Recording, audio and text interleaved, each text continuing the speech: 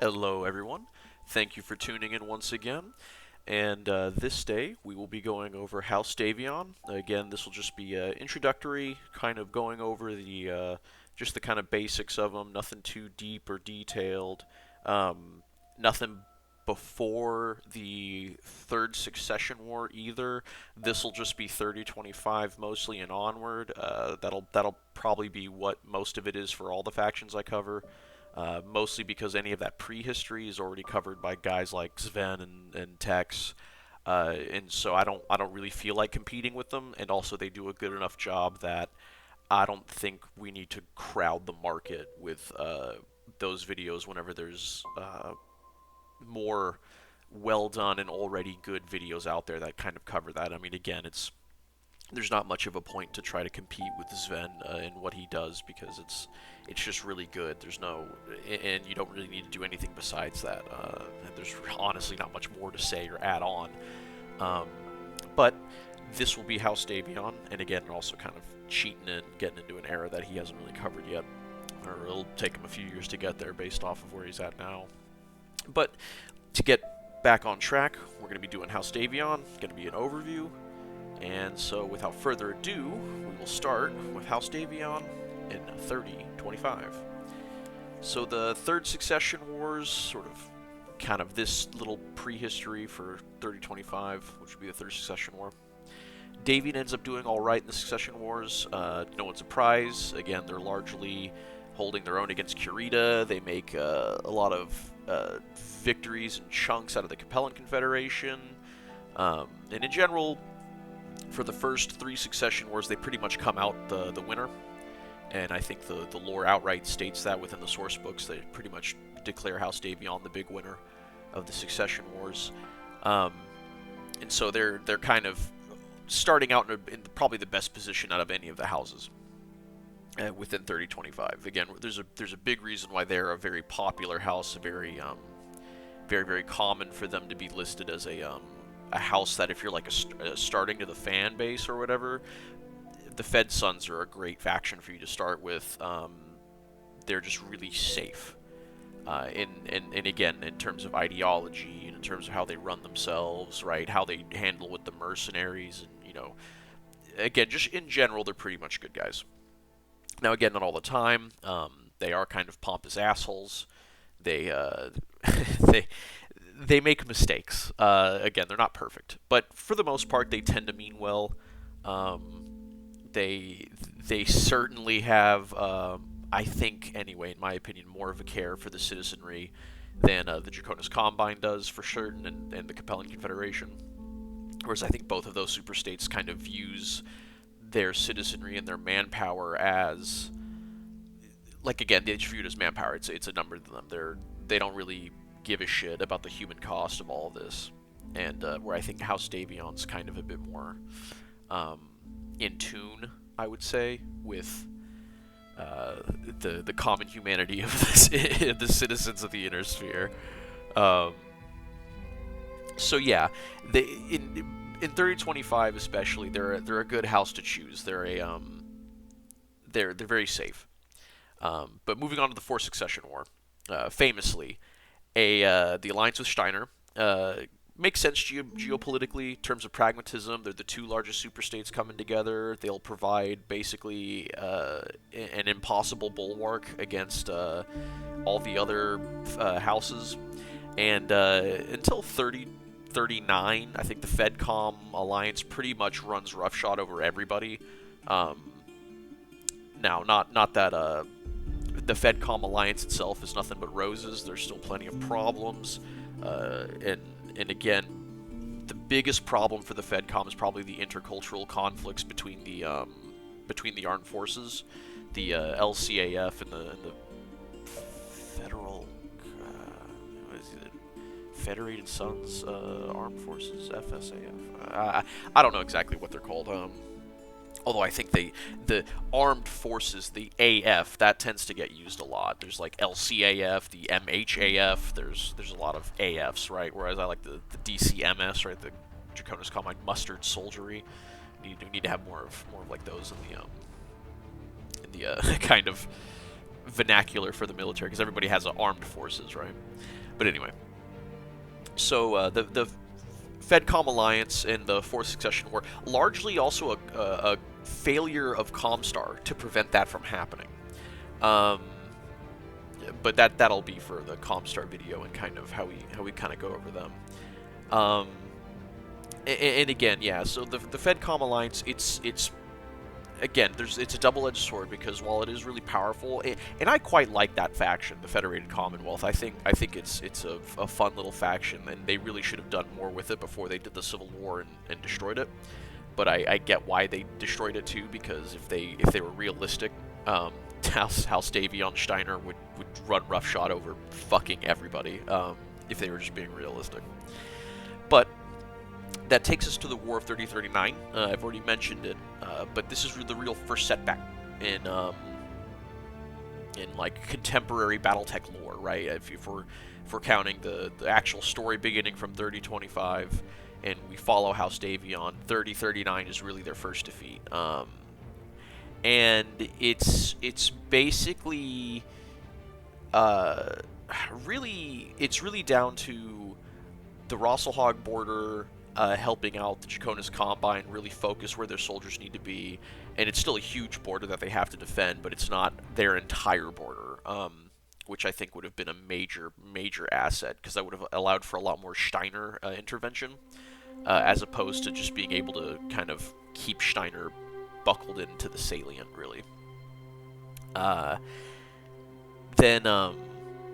And I also, this is also a bit of a failure on me. I need to research more of the War of 3039. I know it's a big event, and I don't know exactly the details. I mean, I know Kurita ends up kind of winning, and I even think they really reverse a lot of the gains made in the Fourth Succession War, especially against House Kurita on the Davion border. But again, I just don't know enough to really flesh out in detail and give you a good kind of I don't know, real breakdown of it. But it is interesting, and there are going to be, of course, other videos about it here in the future, and I'll probably cover it in length at some point as an actual like campaign video. But that's a separate series of videos. Man, yeah, and then we get to the clan invasion. And for House Davion, it's not that bad, but we're now kind of in the FedCom era where we got to consider both the fortunes of the Lyran Commonwealth and the Federated Suns. And for Davion specifically, it's really cynical to say this, and it's kind of fucked up. Oh, you know what? I've gotten ahead of myself. I'm talking about 3039, just jumping to there is the 3040s. Not much happens. I mean, again, it's mostly just a technical golden age in terms of the Helm Memory Core, everybody getting SLDF tech, that kind of stuff. Everybody's expecting another war with Kurita, and then of course we know that that's not what happens. We get the clan, and again, so the clans are for House Davion, it feels like anyway, they're a good thing. They take out a huge chunk of the DCMS, focuses their attention forward, and I mean, again, not that if the Federated Suns were a more cynical faction, they would use that to reverse the gains that Kurita made during the War of 3039. But again, no, to their credit, they mean well for the most part. They do help out a lot with, especially the Lyran Commonwealth side, of trying to repel the clans, and they take it very seriously, trying to repel the clans. Again, this is another area where I don't know all the details. I do know the kind of generalized that Davion did a lot to help, and to kind of sit there and say, well, that they just kind of sat on their ass while the Lyran Commonwealth got steamrolled or whatever is kind of disingenuous. Because Davion were sending troops up, they were doing everything they could to help out the Lyrans. And again, it made sense that they would want to, because the Lyran industrial base, if that gets sacrificed, the whole alliance is in jeopardy at that point. I mean, the whole point of getting the Lyrans is their industrial base. It is the massive manpower. If they get eaten and you do nothing about it, well, it just wouldn't work. and it also just goes against the core of the faction of what Davion would represent. They tend to be the most responsible of the successor state powers in terms of doing things for the moral reason, and their citizenry expects that more of the first princes, I guess. Not that there's any consequence if they don't. Caleb Davion's kind of a perfect example of that. But we're going on to the clan invasion and the latter half of it. I don't know exactly how much Davion helps out with like Comstar and dealing with Tukiet and all that. I mean, other than Victor Steiner Davion, right? I mean, but then we have to get into him. We have to get into Victor Steiner Davion, and a lot of the sort of build up and I don't know. We have to adjust the characters that get introduced for the Victor Steiner Davion dynasty, and that's tough. Like addressing Victor Steiner Davion. I don't care much for this character and his characterization as presented in the books and the source books. He's a Gary Stu. He's a male version of the perfect female trope that everyone's basically just sick and tired of. Now, again, I haven't read all of the material for this character, but I'm not going to. He doesn't really interest me, especially after he's the one largely responsible for the Thomas Hallis Hughes stuff. It's a Victor Steiner Davion book. It's a writer for Victor Steiner Davion who wanted to fluff him up, and basically it did the Thomas Hallis Hughes stuff, which if you don't know about it, you're blessed. You're blessed by Blake. And then if you do know about it, a famous phrase of mine already 2 videos in, that's a video for another time. So, although I will say this, Victor Steiner Davion is crucial to the success of the Inner Sphere against the clans. Not that I don't think he did it all like one man. I know that for certain. But he is a huge aspect to the later defeat of the clans by the kind of 3060s. So then we get to the FedCom Civil War kind of build-up, and again we get to the breaking up of Steiner and Davion. They both go back to Big Lion Commonwealth and the Federated Suns, although not really, but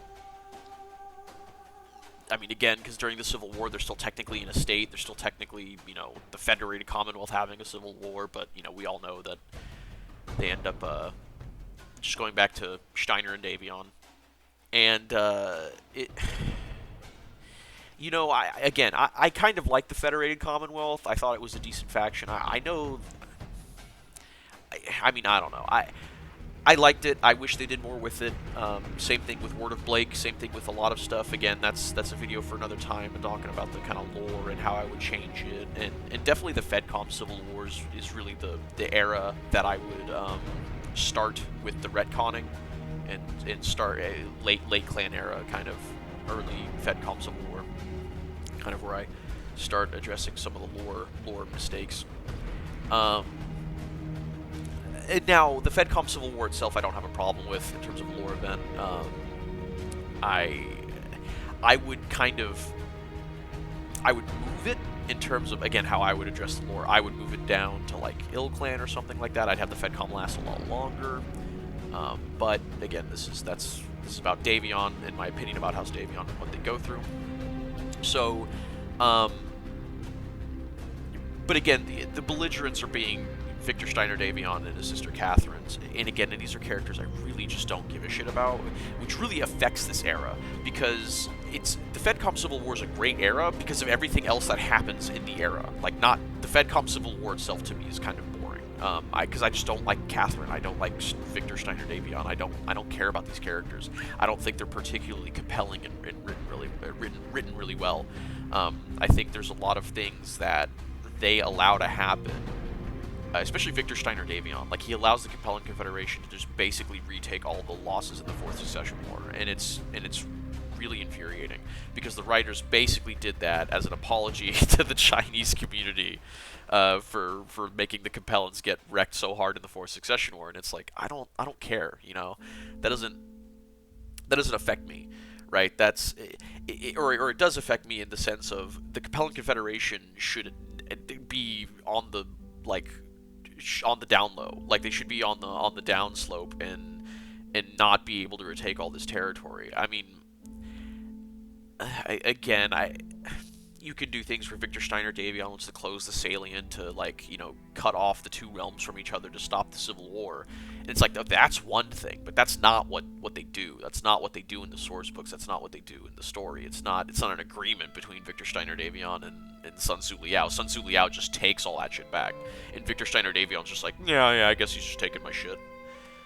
It just doesn't make any sense. Or I think he's actually part of Comstar at that point, so I don't even know who's in charge of House Davion at that point, but it's supposed to be Victor Steiner Davion, de facto, if not in actuality, because again, he's fucking Victor Steiner Davion, even if he's not in charge of the Federated Suns. If he tells the First Prince of the Federated Sun to do something, they're like, well, yeah, you're Victor Steiner Davion, I'm gonna do it. It's just what's gonna happen. And then we kind of get into Jihad and Dark Age. As for the Jihad, I know they participate in the coalition against the Word of Blake. They're big supporters of the Republic of the Sphere, who again I can't tell you really anything about the Republic of the Sphere, just because that's another faction I just kind of don't give a shit about. Now I know that Davion's their strongest ally during their 60 years or so existence during the Dark Age, and House Davion does pretty well in Jihad and Dark Age, from what I can tell in the source books, the glancing over I do, and looking at a lot of the maps.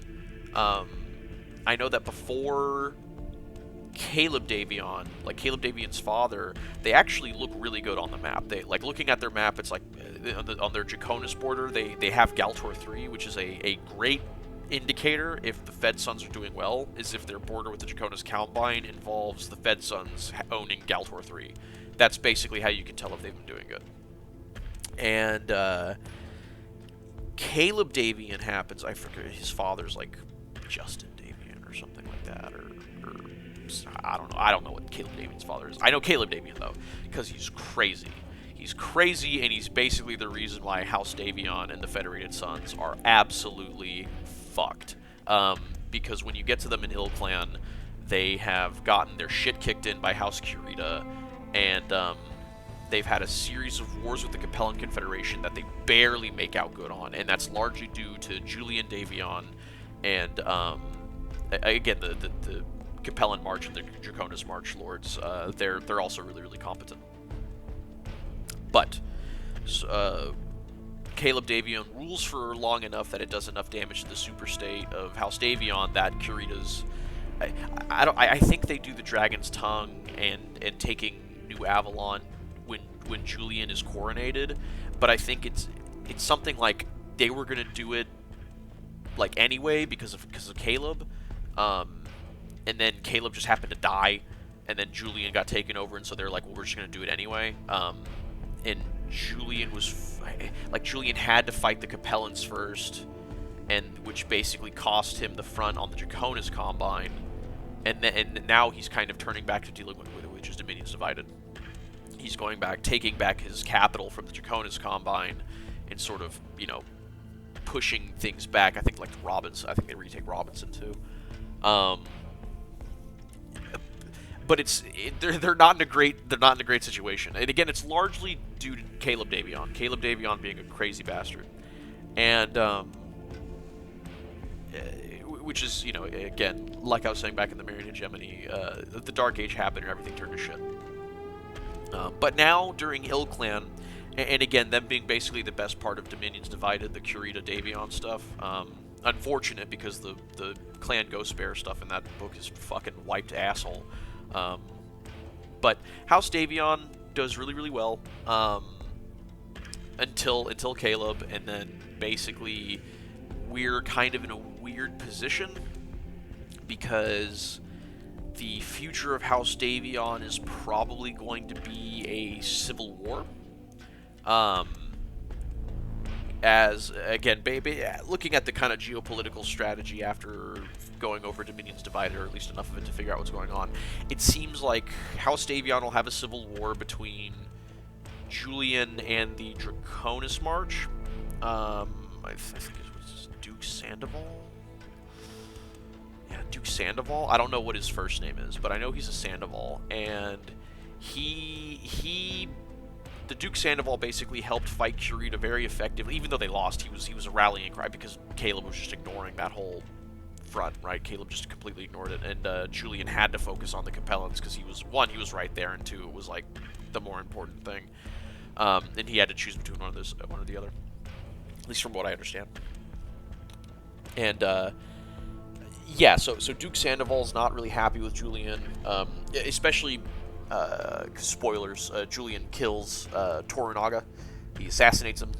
Not really assassinate him, they have him captured as a POW, and Julian, in frustration, kind of shoots him in the face. Not a great not a great political move by Julian. But other than, other than a few missteps, Julian, I think, is actually a good first prince. I think he's going to make a good first prince for the Federated Suns. But I think he's got a civil war to run, and then it's difficult to say what happens after that. Now, this is probably going to be a little bit unpopular. Now that I'm about 21 minutes in, I'll get to probably what I think might be the most cringy thing. I actually think a great union of the house, and it may not make sense, but hear me out, kind of. So let's see what happens in the source books, especially with the Ill Clan era again, because the clanners are clearly becoming the villains of the whole thing.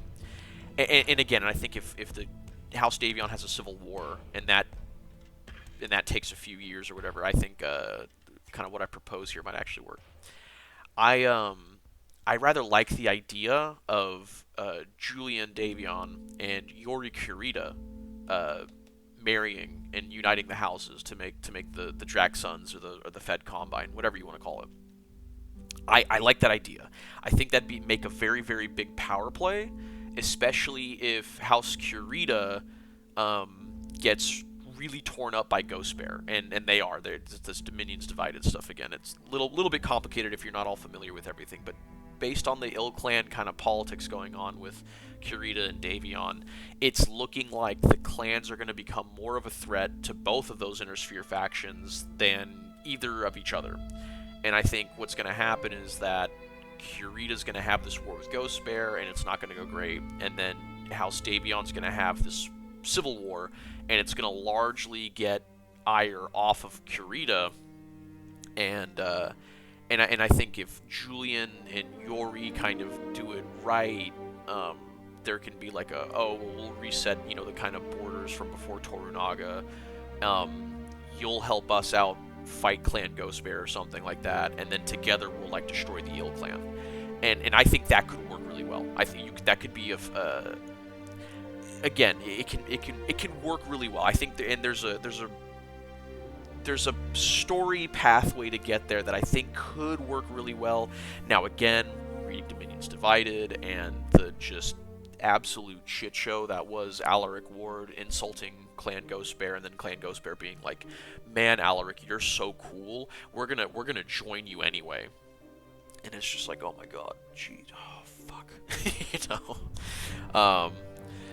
So it's hard to tell what the writer and writer fiat's going to go for. But if I were in charge, I would have Julie, because again, I both think of both of them are single or something like that. I don't know if in the books they talk about it. They talk about either their love lives with Julian and with all that, because I know Duke Sandoval has a family. But I don't know if Julian's married or not. But if Julian is single and Yori Creed is both single, I think that would make a fantastic like political power play move. Is for them to marry each other. But that's kind of the overview of House Davion. Again, a bigger faction than the Marian Hegemony, so I had a lot more to say, a lot more to go over. But hopefully it's been at least entertaining to listen to. Throw it on in the background or something. But yeah, so I'll be probably covering House Liao next. Or maybe the Outworlds Alliance or another periphery faction. I'll let y'all know here in the future. But until then, Godspeed, you guys, and thank you for listening.